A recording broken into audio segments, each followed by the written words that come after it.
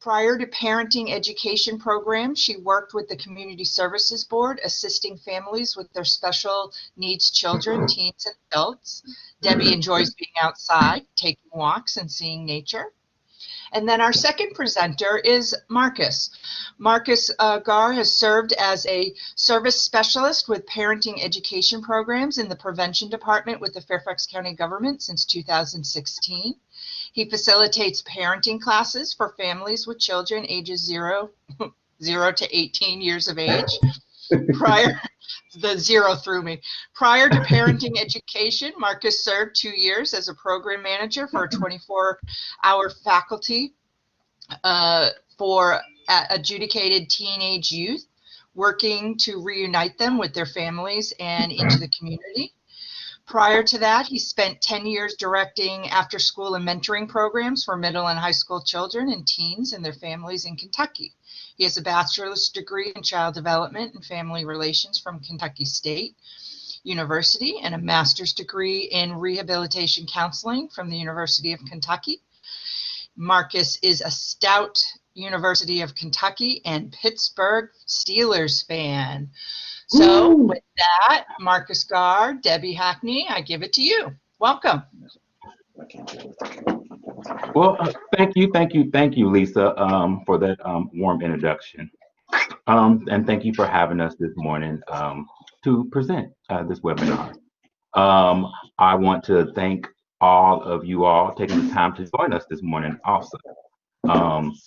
This is going to be a little bit different than normal for us at Parenting Education, in that we have moved virtually in terms of giving parenting classes, but we're usually able to see each other, interact verbally and those kinds of things. So this is going to be a little different in that we won't be able to have that verbal interaction, but the chat is open. So feel free to use the chat if you have any questions. I'll be maybe throwing some things out there for you all to just maybe to give a short response to from time to time. So just sit back, and we hope that we are able to make this as engaging, and you get a chance to gain some information in regards to your teens this morning. Okay. So the title of our presentation this morning is Positive Discipline: Keeping Your Sanity While Getting Your Teens to Cooperate. What a novel idea, huh? Who would dare put sanity and teens in the same sentence, you know? Well, we would at Parenting Education. And even if what we talk about today doesn't solve all your sanity problems with your teens, we hope that it may help lessen the insanity in your home. Okay. So before we begin, I want to talk a little bit about parenting education programs, so you all can have an idea of who we are, what we do, why we do what we do. Okay. So what is parenting education programs? Okay. Parenting education programs are free parenting education classes offered to Fairfax County residents and their families. Okay. So it's not just for moms, it's not just for dads, it's for anyone in a caretaker role.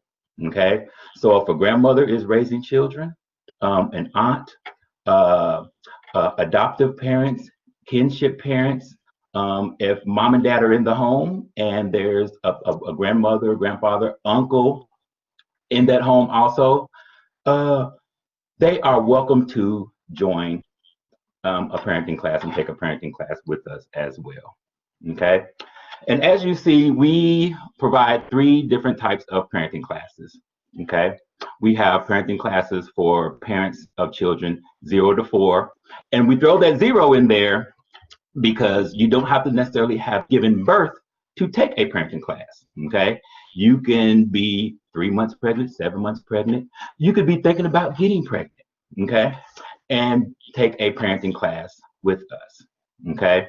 So that's why we throw that 0 in there. So we have those classes for parents of children 0 to 4 years of age. Those classes are 15 weeks. We have classes for parents of children ages 5 to 11, that's school age, those school age years. Those are also 15 weeks. And we have parenting classes for parents of children 12 through 18, those adolescents and teen years. And those classes are 12 weeks, okay? Our classes are once a week, 1 day a week, Monday through Thursday, so it's maybe a Monday night class that we host class every Monday, Tuesday, and maybe every Tuesday, Wednesday, or every Thursday, that kind of thing for 12 weeks, 15 weeks, okay? Generally, our parenting classes, let me say pre-COVID, our classes met in person. The whole families were able to attend, and the parents would have their own class for some time. The children would have their own class according to their age and stage. And then the families would come together to do activities, learn, those kinds of things together as a family. However, we are in the middle of a pandemic, which is why we're here, virtually now. So we've moved our classes online, utilizing Zoom, okay? And in that, we haven't been able to engage the children as much. The focus is on the parents and providing the parents with new skills, techniques, activities to take back to their children at home, okay? However, we still do involve the kids somewhat in the programs. There's some sessions and classes where the children are able to attend and do those things together still, okay? So we are virtual for now. We don't know when we will be able to get back to those in-person parenting classes, but we hope sooner rather than later. So we have those three tiers of classes, and they're based on the age and stage of your children. We also have an African American culture focus class that we do at least once or twice a year. So that's also available to parents. And all our classes are offered in English and in Spanish, okay? So we do have multilingual classes. The thing about the Spanish classes is that the parents are taught in Spanish, but the children are taught in English, okay? But when the parents and children come together, it's in Spanish and English, both, okay? So that's what makes our classes a little unique, okay? So why parenting education classes? What are our goals, okay? Why do we have classes? So we have parenting education classes to help families understand what to expect from children at different developmental stages, okay? What's appropriate for a 4-year-old might not be appropriate for a 10-year-old, and it also might not be appropriate for a 16-year-old, okay? So we provide a chance to kind of delve into how we can build those relationships and learn parenting skills based on the age of our children, okay? Because that really makes a difference.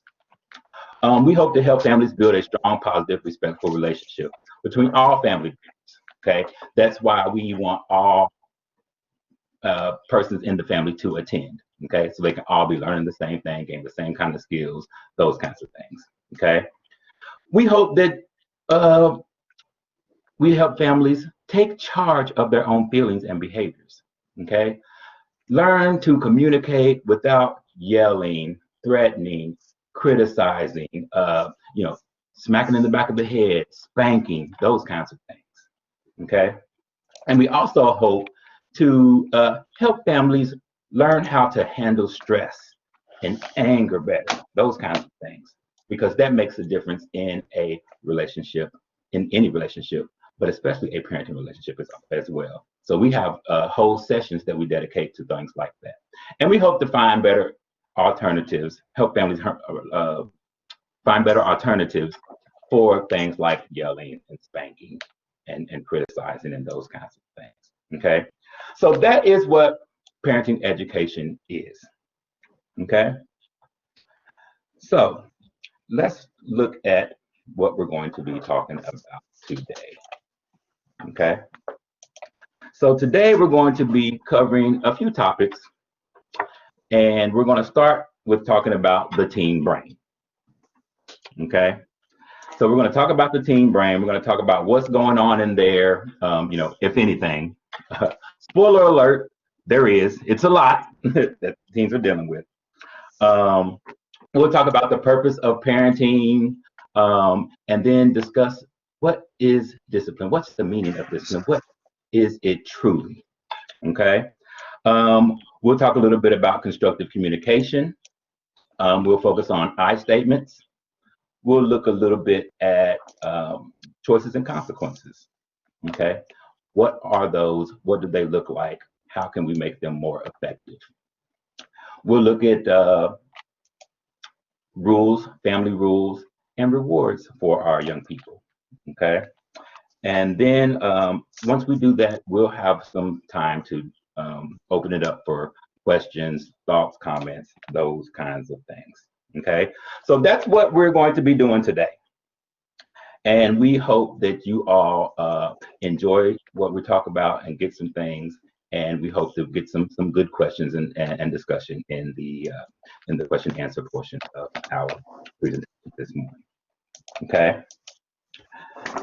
So we talked about the teen brain. So that's where we're going to start. So when we think about the teen brain, okay, those adolescent and teen years is really where we see the most growth and development in the brain, other than those early childhood years. Okay, those early childhood years 0 through 5. Okay, that's the most brain development that the brain has. When you think about early childhood, they take in everything. They're learning. They're picking up everything. That's when you have the most brain development. But oddly enough, the teen years is the second most time when you have that brain development. Okay. And when you think about the ages between 11, 12 through 14, 15, that is when the most development in gray matter occurs. Okay. They're moving from that concrete thinking to more of that abstract thinking. Things is not quite as black and white as it used to be. Okay. They're growing in that gray matter. They're thinking. They're learning how to think critically and those kinds of things. Okay. So when you think about the brain, don't worry about this big fancy diagram that's up there necessarily. We're not going to be trying to teach you what the cerebellum is and does and the amygdala does and those kinds of things. Okay. So, but what I want you to remember is that brain development occurs from back to front. Okay. So you do see that 1, 2, 3, 4. So when you think about 1, the cerebellum, that's the brainstem. Okay. And these are the things that this is the part of the brain that affects things that we don't really have to think about. Subconscious, that's already developed. So when a child comes out the womb, they're not thinking about how to breathe, blinking, reflexes, those kinds of things. Those things have already developed, okay? And they're going to grow and get better. And so as they age, we get into, 3, 4, 5, into that school age, those school age years through about 10-ish.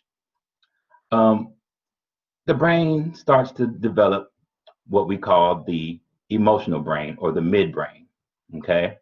And this is where children try to start to master emotions, impulse, motivation, okay? When you think about those school age years, the impulse control is really not there yet. You might tell a child, don't touch this until I get back. Don't do this until I get back. And they just can't help it. You tell them no, and they got to touch it. That impulse control. They're trying to master that. Emotions. If you have a child who gets their toy taken away or who drops their ice cream and there's a full-on tantrum, they're falling out, because they're really trying to learn to control those emotions. Okay. And then the last part of the brain to develop is what we call the prefrontal cortex. Okay. And that's where our teens are right now. Okay. And we like to call the prefrontal cortex the executive center. Okay. So let's think about our teens for a moment. Okay. And if you want, you can type into the chat. Just think about, and if you want to type into the chat, what kind of things might they be dealing with? What kind of things do teens struggle with? What are they thinking about? What is going on in that brain? Okay.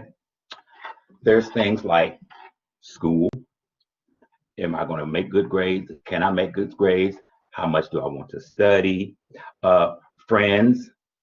Do I have a lot of friends? How am I going to make friends? Do I have too many friends? Do I really like my friends? Do my friends really like me? Social life. Okay. Do I have a social life? Am I good enough? Am I good enough to go to college? Am I good enough for my friends? Am I good enough for my parents? Okay. They're also exposed to a lot. Okay.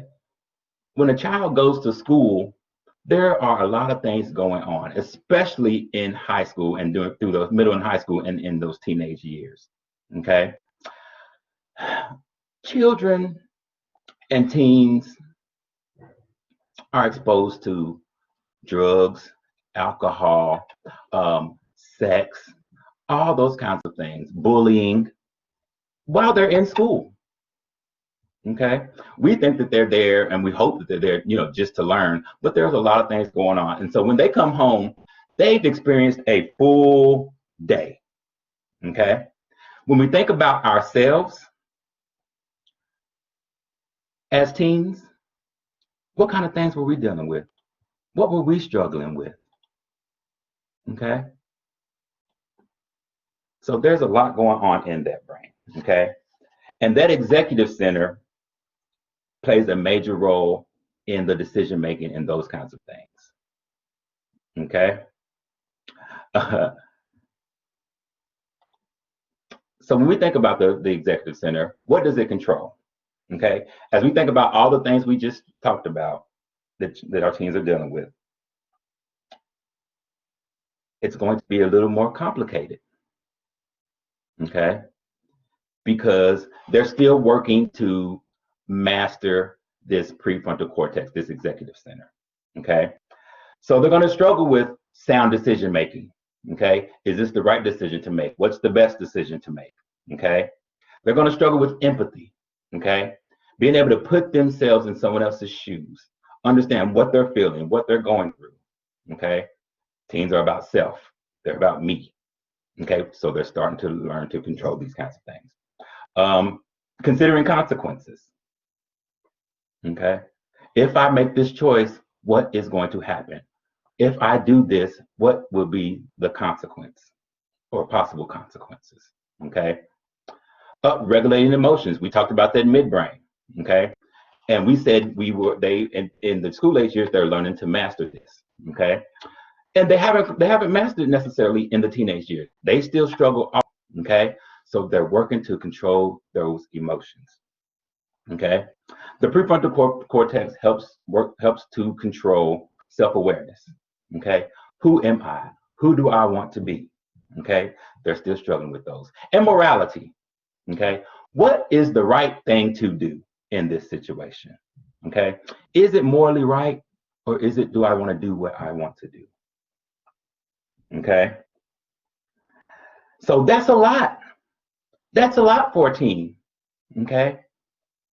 That's a lot for anybody, but especially someone who is still trying to master these things. Okay.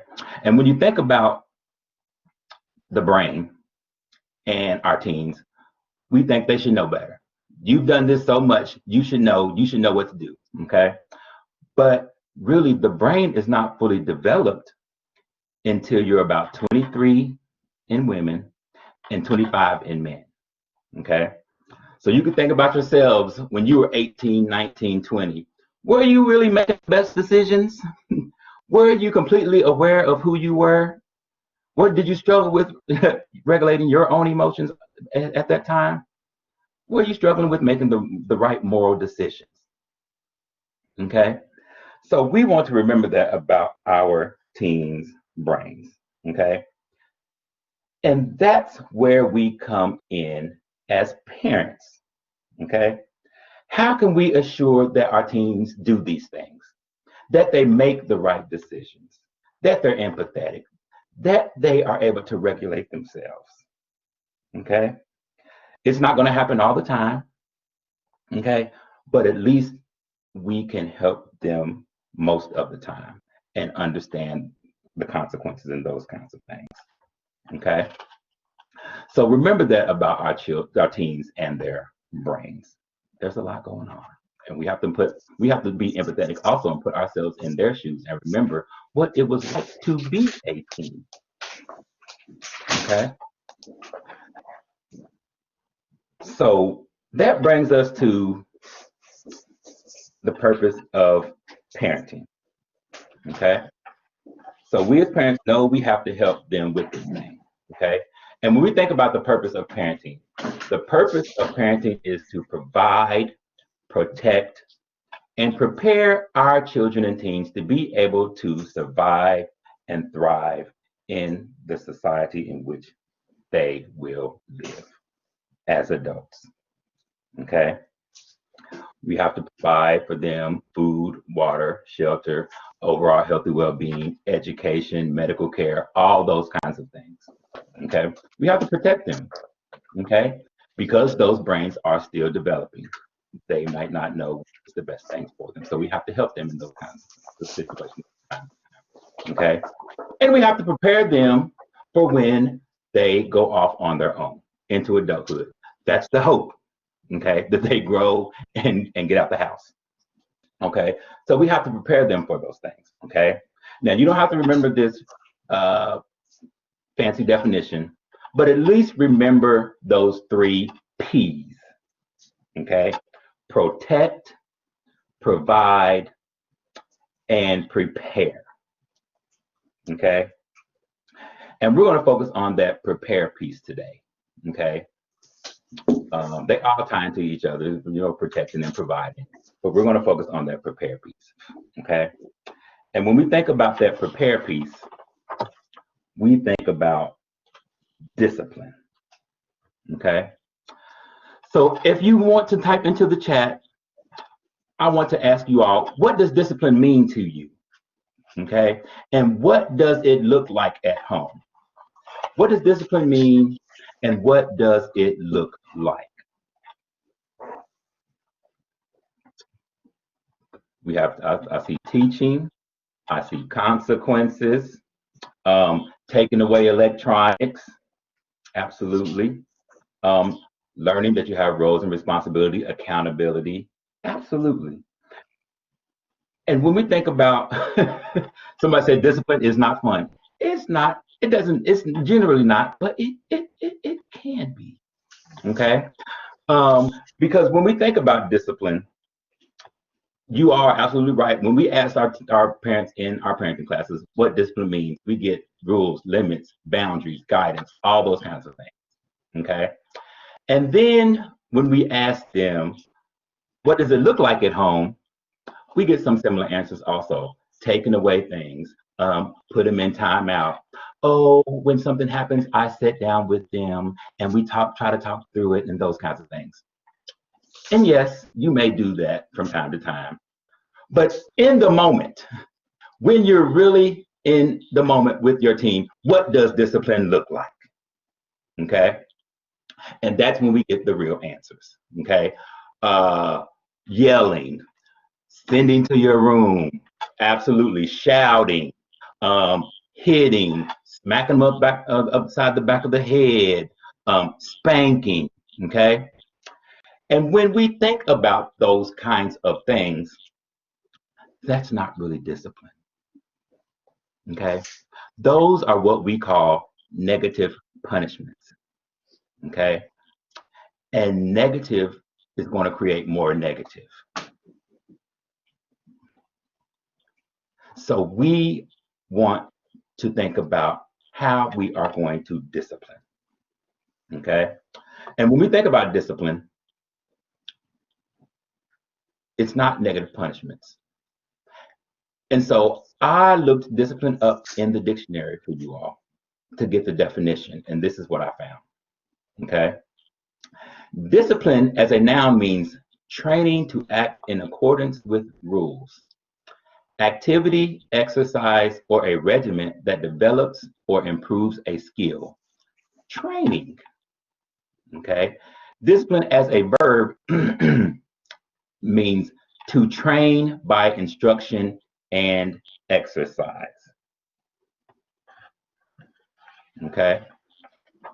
So when we think about discipline, discipline is not punishment, it's not yelling, hitting.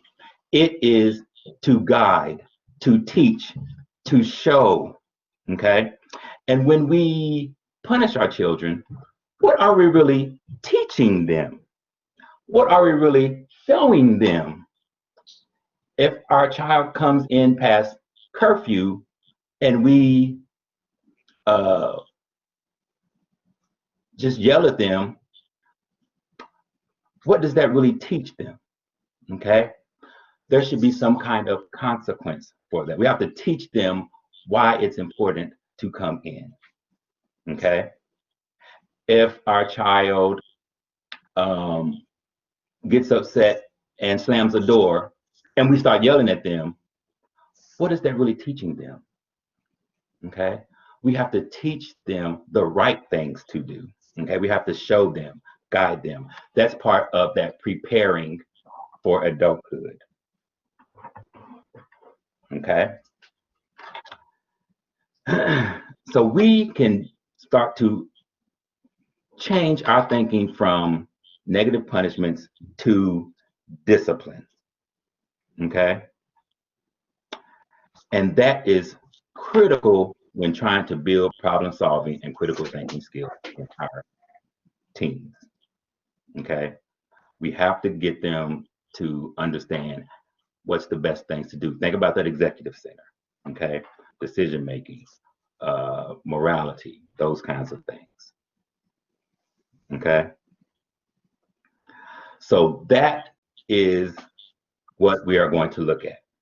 We are going to look at a few techniques that we can actually utilize in terms of positive discipline to get our children to cooperate or do what we need them to do.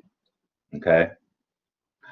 And before I do that, I want us to remember a few things about discipline. We want to make sure discipline is respectful. Okay? It doesn't have to be disrespectful. It doesn't have to be controlling. Okay? We've all heard that old saying that to get respect, what do we have to do? We have to give respect also. And that's no different from our teens. If you want them to be more cooperative, we have to be a little more respectful. Okay? We want to, discipline should allow for our teens' participation. Okay?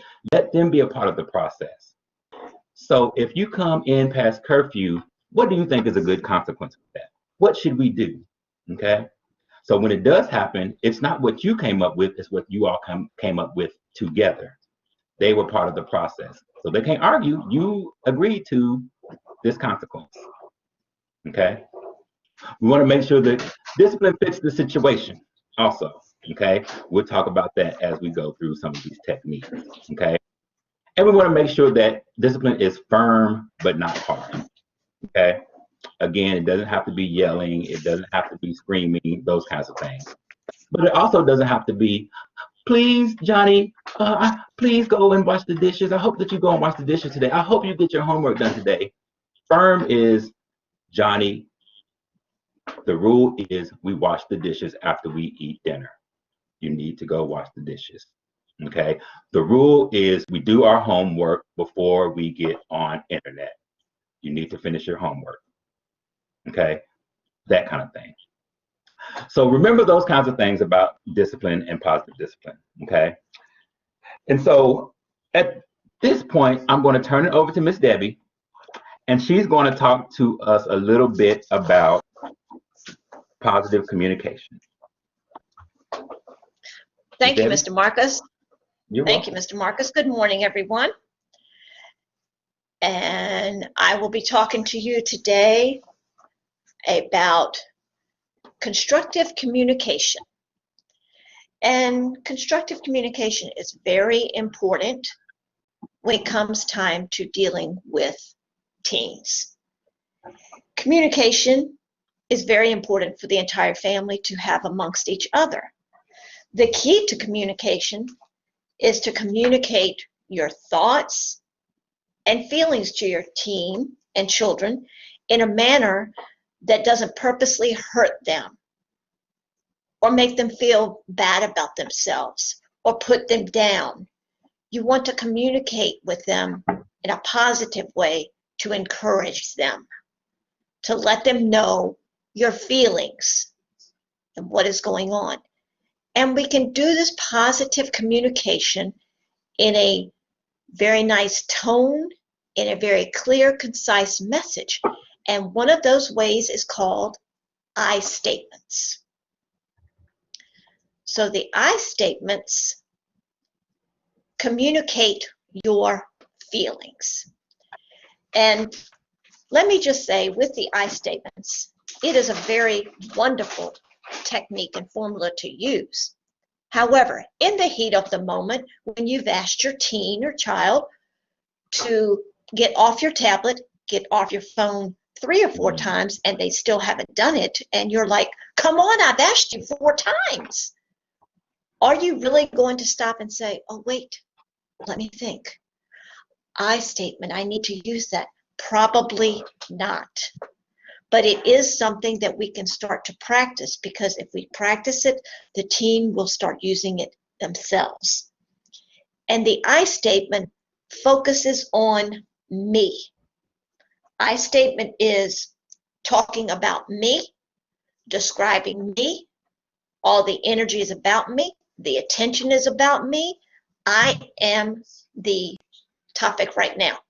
I am center attention, no one else.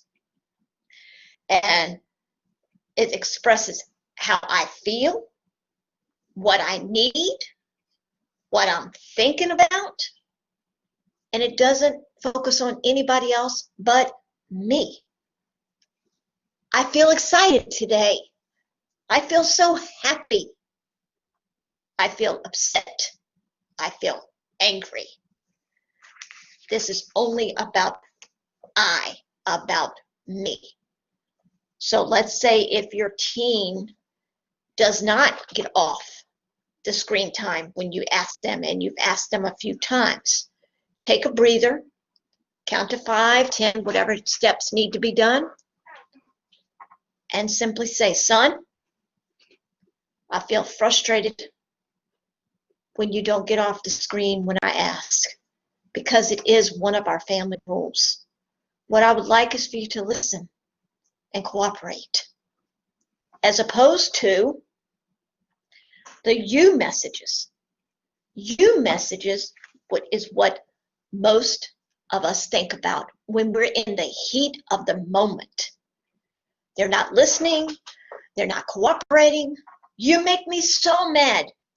You frustrate me. You make me lose my temper every single day when we do not have cooperation with this iPhone. I don't know what else to do. You messages cannot express ownership.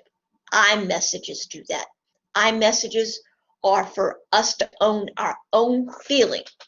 When I say to my teen, or I say to another family member, you make me so mad when you don't get off the screen in time. You make me so mad when you can't even put your clothes in the hamper. This is putting my feelings onto them. They cannot cause me to be mad. I make the choice myself to have those own feelings about the situation. This is blaming someone else for the way that you are feeling. The situation causes us to feel that way, but not the person. So we do not want to start out our conversations with our teens. You make me so angry every time you disrespect me. Simply, I feel frustrated, disappointed when you disrespect, because respect is one of our family rules, which I am going to refer to later, talking about family rules. Now, you can start out with you, because you don't always have to say I all the time. You can say, you can clean your room now or after dinner. And that's talking about the other person. There are ways to do that, appropriate ways to use the you message. You should be proud of yourself for completing that project early and getting it done. Son, you seem to be sad this morning. When would you like to talk about it? As opposed to, you walk around here sad all the time and you just make me so upset every time I see your face. I feel upset when you look so sad because I'm worried about you. I'm here when you're ready to talk. You see the difference in how it is approached, because when someone says, you make me feel, or you are so ridiculous in the way you're acting, automatically they get defensive and their guard goes up. So what we want to do is use the I statement. When you say, I feel upset. I feel excited, son, when you break the leaves in the yard, because it looks great. Thank you so much. And the key here with this I statement is, when you say, son, I feel excited. Thank you for doing that. Thank you for the effort. When you use the appropriate you message, you should be proud of cleaning your room. You did a great job. Always praise at the end. Praise is one of the highest forms of parenting that we can do. And praising your children, along with letting them know how you feel, whether it's a feeling of happiness or a feeling of discomfort. It is very important to have clear communication within the family members and the family unit, that all people know how they feel, because it keeps the communication open. And this brings me to the next topic that we're going to talk about. The next technique is choices and consequences that Mr. Marcus will discuss. Mr. Marcus? Thank you, Ms. Debbie. So we talked about I statements. We talked about communication a little bit, okay? So you've asked nicely once or twice, okay? You've used your I statement, but you're still having issues. You're still struggling to get your teen to cooperate. What do you do now? You want to move to choices and consequences, okay?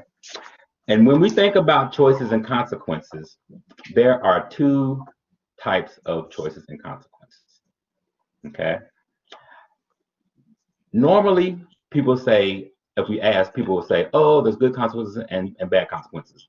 Yes, that's true, but all consequences can be either good or bad, okay? There are two types of consequences, and that's natural consequences and logical consequences, okay? So we're gonna start by looking at natural consequences, okay? And natural consequences are consequences that occur all by themselves. They occur naturally. It's right there in the name, okay? We didn't have to do anything as parents. We didn't have to think about anything necessarily. It naturally happens, okay? For example, if you go outside in the rain without an umbrella, you're going to get wet. Okay? If you don't study for a test, naturally, you're probably not going to get a good grade. Okay? If you don't water the plants, they're naturally going to die. Okay?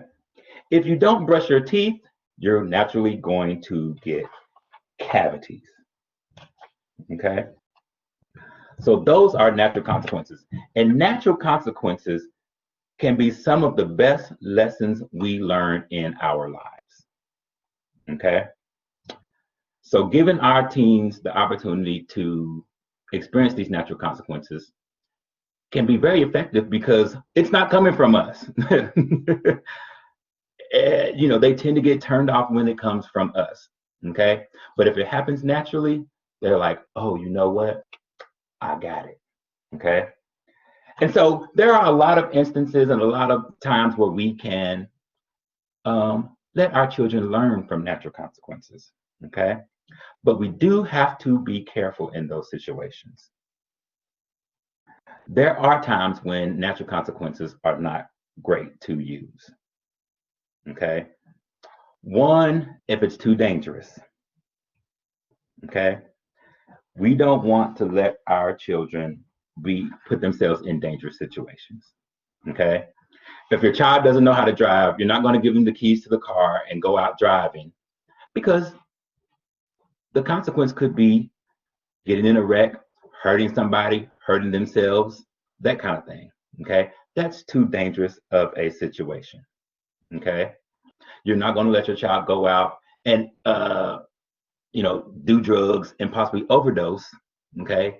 Because that's a natural consequence to drugs is a possible overdose, possible death. Okay? So we don't want to use those as natural consequences. Okay? You don't want to use a natural consequence if the consequence is too far in the future. Okay? We talked about our teens. They're about what's now, what's in it for me right now. Okay? So if we tell our teens, if you don't do your homework, you're not going to get into a good college, you're not going to get a good job 10 years down the road. Okay? That's too far in the future for some of us, for some of our teens. Okay?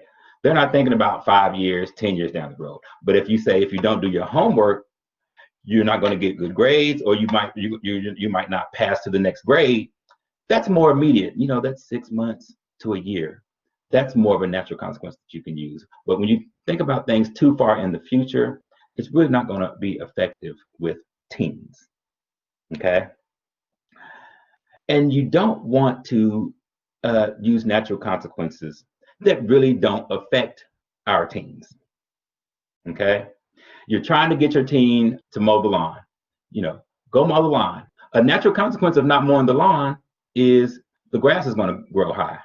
It's going to overgrow. It's going to grow into, weeds and all those kinds of things. What does that mean to a teen? They don't care about the lawn. They'll walk right past that lawn, up the walkway, and out the gate. Okay? That doesn't really affect them. Okay? So we have to think about a consequence that is more effective in those kinds of situations. Okay? So those are natural consequences. Okay? So then we have logical consequences. Logical consequences are consequences that are planned and thought out by us as parents. Okay? And the key to logical consequences, we want the consequence to be logically, again, right there in the name, connected to the behavior as much as possible. Okay? So we have to think about, how is this logically connected? Examples. If you don't do your homework, you don't get internet time. Okay? If you do the dishes, you can go to your friend's house. Okay? I threw that one in there to let you all see that consequences don't necessarily have to be negative. You did the dishes, you go to your friend's house. That's positive. That's a positive consequence. You made the right choice. You get a good consequence. Okay? Now, we want it to be logically connected as much as possible. However, especially with teens, that can become increasingly difficult. It can become really, really difficult. Okay. And in those situations, we have to find what we call their currency. Okay. What is important to them? What do they value? What is valuable to them? And if you think about your children or your teens, you can really think about what is it that I can use as a consequence that's really going to get them to cooperate. Okay. Is it a phone? Is it riding their bike? Is it internet time? Those kinds of things. Okay. So when you think about logical consequences, you really have to think logically.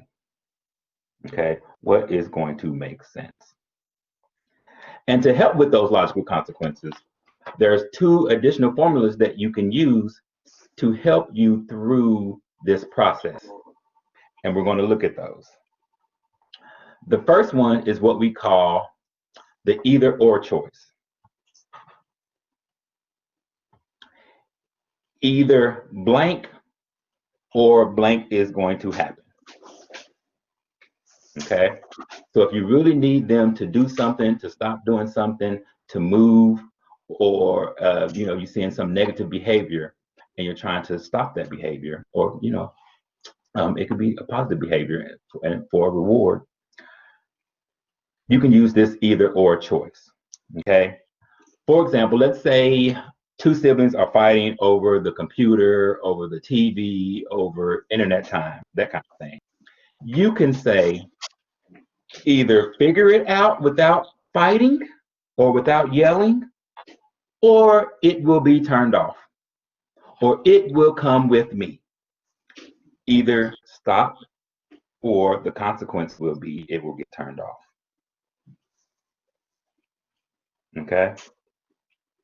You can say either you can do your homework now and you will have time on the internet, or you can wait and do your homework later and you probably won't have time to for internet afterward. Okay. That either or. So hopefully they'll make the right choice and do their homework now so they'll have the internet time. Okay. But if they choose to do the homework later, that's fine if you're okay with it. But they will not be having time on the computer. Okay. That is that either or kind of thing. The either or method. Okay. Now sometimes your team might want to do something, but they need to do something else first. Okay. This is when you can use the when-then formula. Okay. When X, Y, and Z is done, then this can happen. Okay. For example, when you wash the dishes, then you can go to your friend's house. Okay. When you finish your homework, then you can play your PlayStation or Xbox or whatever it is, the video games they like to play. Okay. You're getting them to do that least desirable behavior before they do what they want to do or the activity that they want to do. Okay. When then. That's the when then. Okay. And when you think about it, we already do these things. Okay. We already really use consequences all the time. Okay. But when we really have something concrete to base it on, we can make it that much stronger. Okay. We're not going to necessarily all the time be, sitting around and thinking, you know what, I'm going to use this when-then method on him, that kind of thing. But there are times when you will, and it will be more effective. Okay. And the key is to practice. Okay. Be more conscientious, and things will be stronger for you in using these kinds of techniques. And when you think about consequences, there are a few things you want to definitely remember. Okay. You want to involve them in the consequence as much as possible. Okay. Let them be a part. That way, when it does occur and you instill this consequence, they can't say, well, I did not choose this consequence. You were part of this. You were part of this. You made the decision. We came up with this together. Own it and accept this consequence. Okay. Another thing you want to remember is to give your choices and give choices that you can live with. Okay. You can't tell your teen, if you don't do your homework, this TV is never turning on again in this house, unless you're ready to never turn the TV on. Because as soon as you break, they know that they got you. Okay. You can't say, if you don't do the dishes, you're never leaving this house again. You and your team both know that that's not realistic. They have to go out the house. Okay. That could even be legal, trying to, hold somebody in the house. So you have to think about giving choices that you can live with and that are realistic. Okay. Things that you can follow through with. Okay. And number 3, actually follow through. If you say you're going to do it, follow through with it. Okay. Yes, you're going to get some pushback. And that's number 4. Expect it. They're going to push back. They're going to test you. They're going to see how far they can get. You're going to have teens to say, oh, no. Oh, okay. I promise. I'm going to go do it now. Just don't take my internet time away. I'm going to go do it now. No, you said that you were going to do it 2 hours ago. No, the rule is that you do it right after we finish dinner. That did not occur. Instill that consequence. Okay? So practice. Remember those kinds of things. Okay? So those are natural and logical consequences.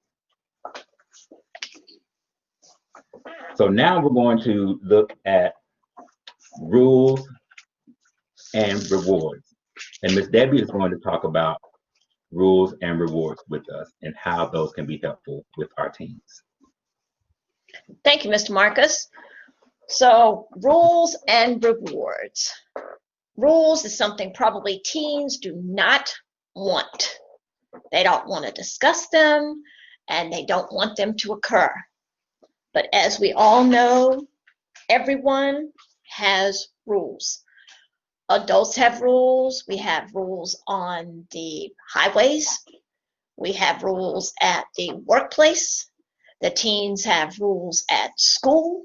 When they're in school, they even have probably rules while they're doing virtual school. So rules is a part of life that everyone has to follow and abide by. Rules are necessary for all to have. But we're going to be discussing family rules. Notice I said family rules, not teen rules, not children rules. It is family. This is for everyone that is under the same roof in the house living together. These family rules are necessary to institute fair and workable discipline in the home. Now, how do you come up with these family rules? Your family rules are based on your morals and values of your family. Morals meaning the right and wrong things to do. Is it right to curse my child out? No, it is wrong. They're also based on your values. What do I believe in? What does my family believe in? Do we believe in honesty? Or is it okay to lie to each other? Do we believe in respect? Yes, it is not okay to be disrespectful. And we talk about these family values as a family, talk about these morals as a family. We know that it's wrong to steal. So that can be incorporated into a family rule. How can you incorporate that into a family rule, you ask? Well, if there's more than one child and their siblings, you don't go and steal or take or borrow for a little while something in their room that you did not ask permission for. That is a family rule. So these rules are incorporated according to our family values and our family morals. And these are very important because the family morals and values go with our family rules, and it is so important. Where does all the behavior and the discipline and the learning take place? It takes place at home within the family. And that's how the child is molded and knows right from wrong. They know what value is valuable to them because it started in their home, from their mom, from their dad, grandma, aunt, whoever is in the home, the adult caretaker in the house. Now, you think maybe, well, I'm the parent. I rule the house. What I say goes. And I will say yes to some of it because the bottom line is the adults have the final say so. However, if we think about it, people cooperate better if they are involved in helping implement and come up with these rules. And to do this, we can start with brainstorming. Have a family gathering, family meeting, whatever you want to call it for your family, because we just say we're going to talk about some family rules. Family rules are designed to promote and reinforce cooperative behavior. And that's what the goal is for the parents. You want your child to cooperate. You want to have a peaceful, calm home. And if mom is yelling or screaming, dad is yelling or screaming, that's all the child knows. So that's what they're going to do when they're frustrated as well. This helps the teen learn appropriate behavior through parenting role model. It also teaches everyone that when you do the rules, everyone knows what is expected. And for the family rules, it involves do's and don't. Notice how we put do first. We want to focus on what you can do as opposed to what I don't want you to do. Because what we don't want to do is we don't want to always say, don't do that, stop doing that, I told you not to do that. That is going to incorporate negativity and continue to make the child feel bad about themselves. We want to focus on the do's. So for every do, there is a don't. Do put your clothes in the hamper. Don't leave your clothes all over your bedroom floor. Now, family rules only need to be incorporated if there's an issue or challenge with that behavior. So if there's no yelling or screaming in the home, you don't need a family rule for that. However, if all of a sudden there is and it continues, then we will need a family rule for that. We want to brainstorm. Sit down, have someone lead the meeting, come up with max 5 family rules. Start with maybe 2 or 3. You don't have to start with 5, but you need to have some in place. Write them down, post them on the refrigerator, put them somewhere where everyone sees them, so when there is an issue or a challenge and you've used your I statement, you've used your when, then, or either or, it's not working, you can refer to the family rules. This can alleviate argument, power struggles, yelling, screaming, and a lot of different behaviors that can occur. And it is something that everyone knows what is expected of them. So you can do some brainstorming with them and come up with a couple rules, because when you do these rules, make sure that they are family rules, not Joey, needs to put Joey needs to clean up after himself. Well, if he's the only one that is not cleaning up after himself, it doesn't need to be a family rule. It might be something that mom or dad or something can talk to him about and get some choices with him. If you after you pick up your clothes, after you clean your room, this will happen.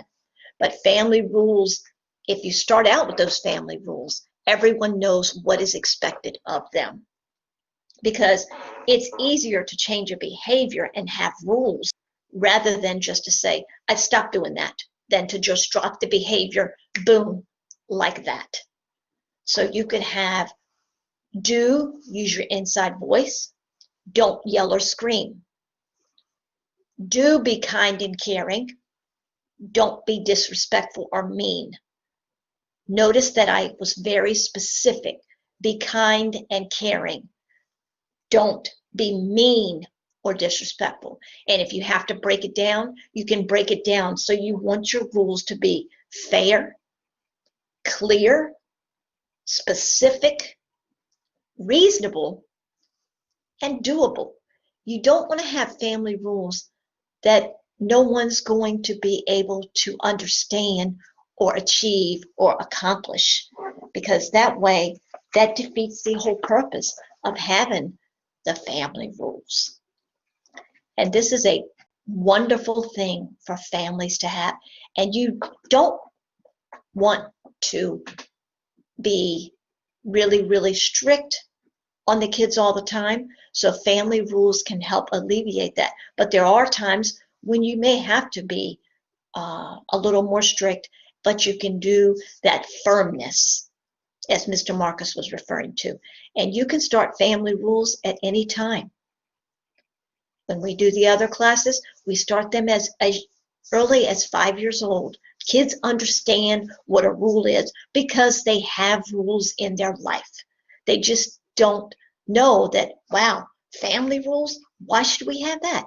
Sit down and explain to them why, so everyone knows what's expected. We all understand each other better. We all are clear on what everyone is needing to do. Those family rules will help it run better. And when they follow the family rules and when they cooperate, that leads us to the technique of having rewards. Why do we need rewards?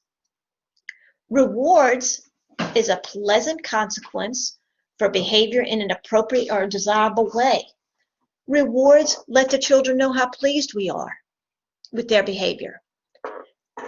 And when you give rewards, you are letting them know your behavior was acceptable. This is awesome. And there are two types of reward in this parenting. And you've probably been doing all of this all along, but this just really makes it very clear so that we know which way to go with rewards. There are tangible rewards, which are things. And this is what a lot of teens and children like. If I clean my room, Mom, can we go to the dollar store? If I clean my room, can I get that those earbuds that I want? Well, those are tangible rewards. They're items. They're clothing. It's money. Those are what the teens really like. But we can't always give when they do appropriate behavior. But everyone does get rewards when they do something. For the parents, if you're working and you work hard and you do a great job and you complete the task, your reward is your paycheck. And you get to go and buy something for yourself. You get to go have a nice treat out. The other type of reward is intangible reward. And these are privileges, that something that you don't touch.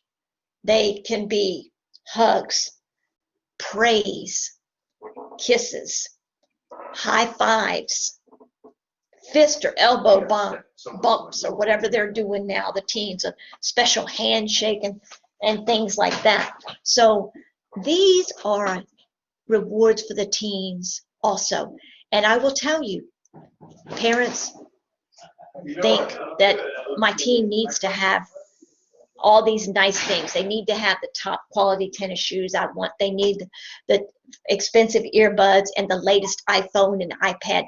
They may want that, but we have to understand the difference between want and what they need.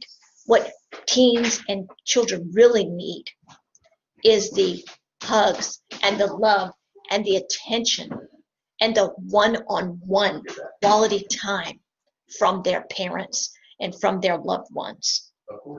This promotes positive behavior because the phone is great, but spending quality time going to just get ice cream, one-on-one with mom, one-on-one with dad, means a lot. And they can share that with other people. Man, you wouldn't believe we went out together, and they also have that positive memory. So rewards are very, very important for teens. And along with rewards is praise. I cannot stress enough how important that is. That is the one thing that really will promote the positive behavior is praise. And the highest form of praise to give any child is simply, I love you. And you're simply saying, I love you, period. You're not basing it on because they cleaned their room, because they cooperated and got off the screen time. They are just simply saying, I love you. And this is the best way that you can give a reward to your children. And then as parents, you can decide if you want to give them the other type of rewards, such as the tangible rewards. So those are some things that also need to be done with talking on with the teens as far as giving rewards and making those rules within your family, because rewards are positive consequences. As Mr. Marcus touched on consequences, rewards are positive consequences for them. We don't always want to focus on the non-appropriate behavior. We like to focus on the appropriate behavior because we can have different techniques to reverse that behavior. So praise and give rewards, make family rules, talk about them, and let them know that they are doing well. And the family rules and the rewards are a key, and praise is also a key to the appropriate behavior of children and getting cooperation within amongst all the members of the family. So the final thing for rewards is reward yourself as well. Praise yourself as well in front of the children. Wow, I'm so proud of myself that I did a good job on that project I had for work. I can't believe I did. I'm so proud of myself. Praise yourself out loud so the children can hear you praise yourself as well as praising them. That is a reward in itself for you and for them to hear too. Also, when you're praising, you can praise about them to other people. That is a reward for them as well. That intangible rewards are the highest form. Tangible rewards are nice when it comes to if the really behavior has been ongoing. But the intangible rewards are very nice with praise and hugs and just letting them know that they've done a great job. So now Mr. Marcus is going to finally give us some helpful hints with parenting your teens to remember. Mr. Marcus? Yes, thank you, Ms. Debbie. I think we really understand rules and rewards. That was a wonderful way to talk about how we can reward our children. It's wonderful, wonderful, wonderful. So before we get out of here, I know we've thrown a lot of things at you, okay? And we're going to give you all the opportunity to throw some things back at us, some questions. But before we do that, I want to just give some helpful hints to remember when it comes to these things, okay? We've talked about the teen brain. We've talked about discipline, what it means to parent, techniques, I statements, consequences, family rules, rewards, okay? Yes, it's quite a bit, okay? And as you try to implement these things or strengthen these things, be patient, okay? Especially if you haven't even done these things, okay? It's going to be new. Be patient, forgive yourself. It's going to take some time. I mentioned earlier, you're going to get some pushback, okay? They're going to push back to see, is she serious? Is he going to give in this time? Okay? So be patient and it will work, okay? You want to make sure you be consistent, okay?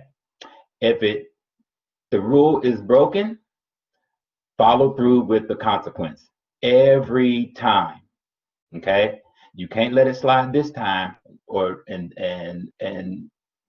it, instill the consequence the next time and then let it slide again the following, because they're going to think, well, I may be able to get away with it, I may not, okay? So I'm going to just try it. I don't know, I may get in trouble, I may not, okay? But if you are consistent, they know that if they do a certain behavior, there's going to be a consequence to it, okay? Be clear and concise, okay? Tell them what you want. Miss Debbie talked about the do's and the don'ts. You don't have to go into a lecture, give them a whole monologue, nagging, walking behind them, following behind them. Say what it is, the choice, the consequence. Either you do the dishes or you're not going to your friend's house, period. You don't have to do a whole lot of nagging and talking, okay? And if you follow through, they will get it, okay?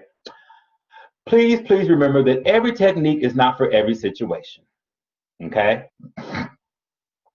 Using an I statement might not be appropriate if your teen is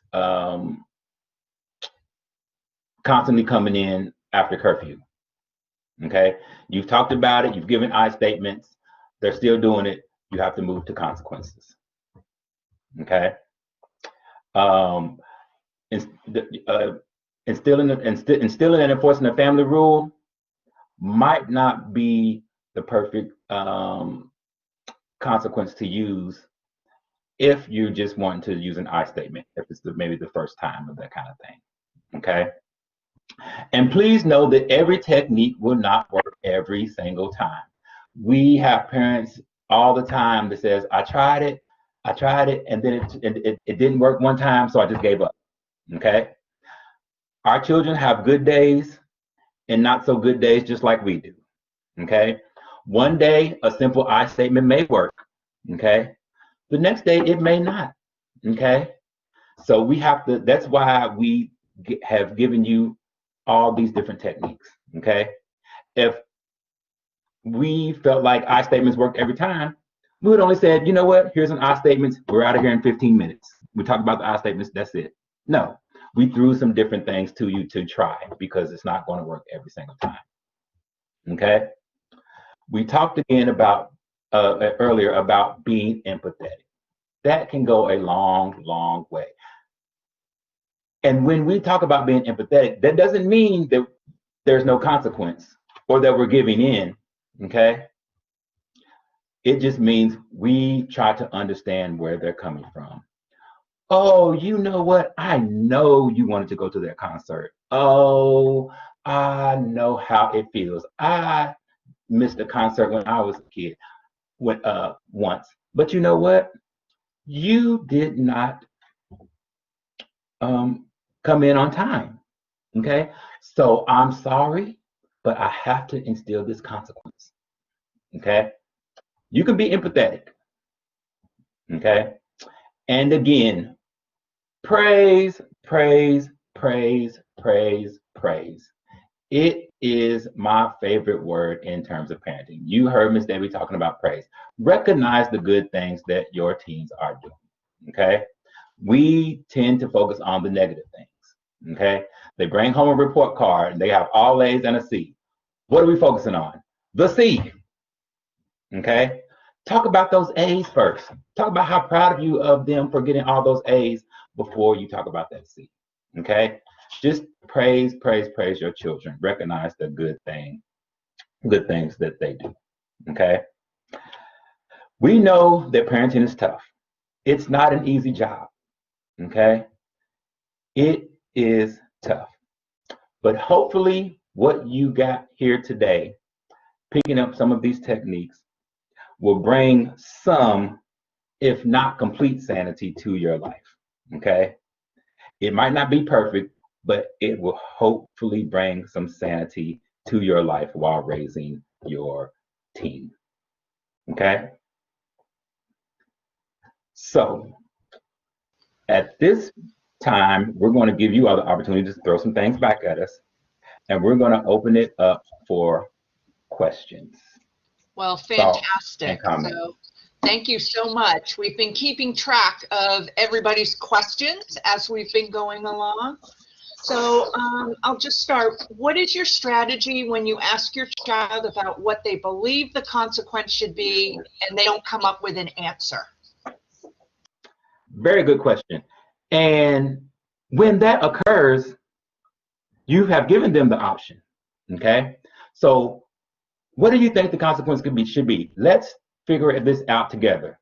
If they don't know, you can say, well, if you don't know, then I'm going to have to figure it out myself, okay? You're giving them the opportunity to be a part of it. But if they keep saying, I don't know, then you are going to have to come up with the consequence yourself, okay? And they'll eventually be like, you know what? Maybe I need to get involved because I don't like losing internet time for 3 days. Okay, maybe if I get involved, I'll only lose it for 1 day. That kind of thing. So you want to give them the opportunity to get involved, but if they keep saying no or I don't know or whatever, you come up with that consequence as a parent. Okay, great. What should be your answer when you say, I'm frustrated when you ... and your teen answers, well, it's because you chose to feel that way? That is also a very good question. I would say to that, and that has occurred, I would say to that, you could say, you know, son, I am sorry to hear you say that. I'm feeling this way because of the behavior that took place. I really am disappointed in the behavior that occurred. I'm disappointed in the choice you made, and I'm hoping that we can discuss this together. I would just keep reiterating to the child how you feel and letting them know that you are disappointed. And of course, most teens are going to be like, whatever, I don't care, because that's how they answer. And you can say, you may not care right now. You might not want to hear what I have to say, but I really would like to share this with you and talk about it. And I just want you to know I'm here when you're ready to talk. Because if the teen has that much of an attitude, they're not going to listen to what you have to say in the first place. So we have to really kind of meet them where they are to be where that empathetic piece kicks in. And we don't want to continue talking to them if they get disrespectful. So we have to be careful of the level and know your value of I don't allow disrespect. So know that if they continue to get disrespectful, you can say, I'm not going to care. I'm not going to continue this conversation right now because it's getting disrespectful. We can discuss it at a later time. We need to pause and take a break from each other right now. Okay, we had a couple of questions about discipline and consequences during COVID. You know, there's parents are already limited, They're also concerned about their children's mental health. So, and being together 24/7 is trying everyone's patience, you know, and how do you get a break from each other? So just some suggestions on that part. Yeah, I'll answer that one. And I saw that one and I was like, oh, that's a great question. And please, please, please, parents, take that into consideration. Okay? You are spending, if you're teleworking, 8 hours looking at a computer and you're zany after a day of working on a computer for 8 hours. What do you think your children are doing and your teens feel? How do you think they feel afterwards? Okay? That empathy piece, understanding that they have been on a computer for 8 hours also, setting. When that's not the norm, they're usually setting for 50 minutes, 45 minutes, getting up, moving around, being able to get energy out. There's a lot of energy that's built up setting for 8 hours. So we really want to take that into consideration. And it's tough. And it's tough. You can't go to your friend's house. I think I've used that quite a bit, but you can't necessarily go to your friend's house right now. So we have to start thinking outside the box. What is it that we can do? Okay. And we talk about the internet and tablet and phones quite a bit. Those are the things that you can use. Okay. Even if it is the same things for various different things, we're very limited. Okay. But we also want to take into consideration that's how they get their social needs met for the time being also. FaceTime and group chats and those kinds of things. Give them the opportunity for those kinds of things also. Okay. But there are consequences. That doesn't mean that you get 3 hours on FaceTime or 3 hours on your phone. Okay. There's still consequences to be had. Okay. Was it another piece to that? I feel like I'm forgetting something. Well, but I do have something similar. Let me just expand on this question, Debbie, and then you can take it from there.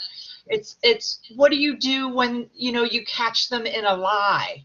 So, or being sneaky, like they say they're doing homework online, but it's YouTube, or their camera is off, or those kinds of things. Right. And this is happening because, as you said, during COVID and stuff, they're trying to find ways to do these things. So when that occurs and you've caught them in the lie, I would absolutely sit down and have a talk with the team and say, I'm wondering if you got your homework done. I feel you've been in there a long time doing it. Can you show me what you've done? Can we review it? Did you need my help? Start a dialogue with them and then say, I just was trying to get involved because I know sometimes you might need some help, you may not. But when it comes to the trust issue, we would make that one of the family rules. Honesty would be a value or a family rule in the home. And if you caught them in a lie, you would have to absolutely call them out on it. Son, I know that you haven't been on the website for doing your homework, that you have been on chat or something. I know this. Please don't lie to me. Please tell me the truth, because it is one of our family rules, and we don't lie. It's not appropriate. And I'm sure that you've got to be prepared. Once you confront them with that, it's going to cause major commotion. It's going to cause whatever. You never let me do anything. You always accuse me of this, that, and the other. It's going to happen. But we have to kind of be many steps ahead of them when it comes to what their response is going to be. And then say, I feel upset when you lie to me, because it is one of our rules and I trust you. Can we please be open and talk about this so that we can get it solved? And then I know you wanted to do some FaceTime later on this evening. Let's get this solved so that can happen. Because yesterday we had a great day. I'm not sure what's happening today and why you're lying. Focus on the positive and slip that lie stuff in there so that you're not going in there saying, I know you're lying. You do this to me all the time. we've got to state our feelings first and kind of not walk softly, but ease into it with the message that needs to be done. Okay, the next question is exactly what the Casey family was just typed in there. So it's about the consequences, and when you know, when do you give a consequence? What if they're just meeting expectations? It's not above and beyond. You know, you just expect them to be kind. So when do you give a consequence? But then, on the other hand, what if the children choose the consequence? You know, I'm not going to do my homework. So then they have to choose, you know, the consequence instead of the expected behavior. So, first, let me say, many times, our children say they don't care, okay? They're gonna say they hate us. They're gonna say they wish they didn't live here, okay? 9 times out of 10, that's not true. They care, they love you. They're saying something to get under your skin, okay? And 9 times out of 10, we let it work, okay? And then there's a big commotion. It's because just because they say they don't care, they really do. If you say, you know, you did this, you didn't finish your homework, you're losing your phone for the night. They're like, take it, I don't care. Yeah, they do. They really do. They care, okay? Because they would rather be on that phone than sit looking at the 4 walls, or, you know, playing a board game or something, okay? So don't be fooled by them saying, I don't care, or it doesn't mean anything. Yeah, it does. Yeah, it does, okay? And so just instill that consequence, okay? When we think about how teens, you know, think, we have to kind of use our critical thinking skills also, okay? And we can't fall into, you know, what they say and those kinds of things. Okay, I think there was another piece. Something I'm forgetting. What she asked about something else. They don't care about the consequences, rather have stuff taken away. Oh, when they don't do the consequence. That's what it was. So if they don't choose to do the homework. Sometimes we talked about these choices and those kinds of things. Not everything is a choice. Okay. We want to help them to start to think, give choices, those kinds of things. Sometimes it's not a choice, okay? So not going to school, that's not a choice in this household. You have lots of choices, but that's not one of them. Not doing homework is not a choice, okay? There's a lot of things that you can choose when you want to do your homework, but doing your homework is not a choice. You have to do your homework, okay? If that makes sense. Okay, so we have time for one more question. And how do you get a spouse on board when, you know, you have 2 different philosophies in the family? We've had a couple of questions about that. I would say to that it is important, of course, to have both parents on the same page. Hopefully they're in the same book and they can be on the same page.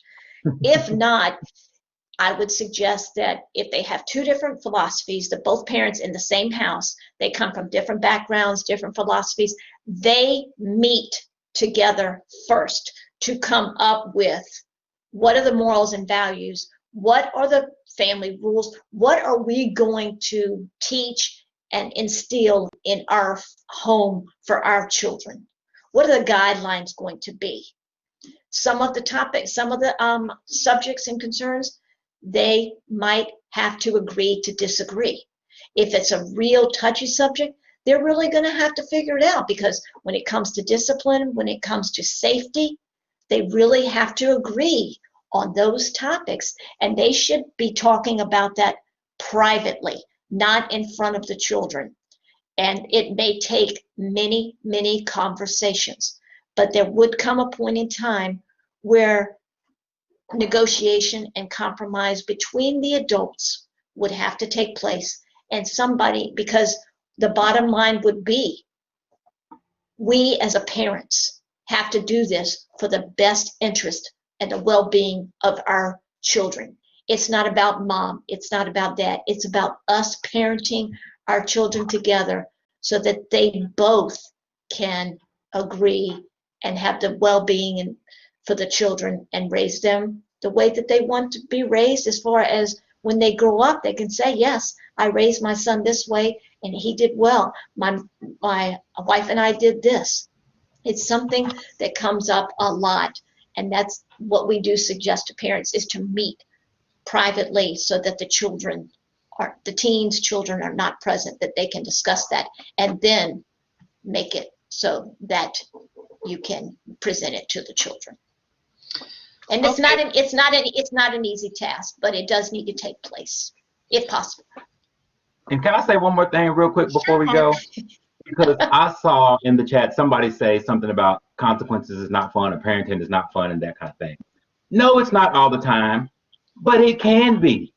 It doesn't have to be so strict, discipline, not fun. It can be fun. And I see somebody just put into the chat asking about family fun time and they're refusing. Is it because they don't feel that you're fun, or that that there's no fun times? It can be fun. Parenting can be a wonderful experience. Okay, I didn't say easy experience. I said a wonderful experience. So it can be fun. Consequences don't always have to be negative. Okay, it can be fun. Just remember those kinds of things. You only have one shot at raising your children, so enjoy them each and every day. Make each day a fun and memorable day. And breathe. Right. Breathe. In those Absolutely. moments. I had one myself this morning. So I wanted to thank you, Debbie and Marcus, for sharing all of this information. If you still feel that you have more questions, you can reach out to either this email here about taking a class, or you can reach out to the PRC. I'm putting the email in the chat box, and we can make a one-on-one consultation with you. So just let us know if you still need more support. But thank you so much for this wonderful presentation.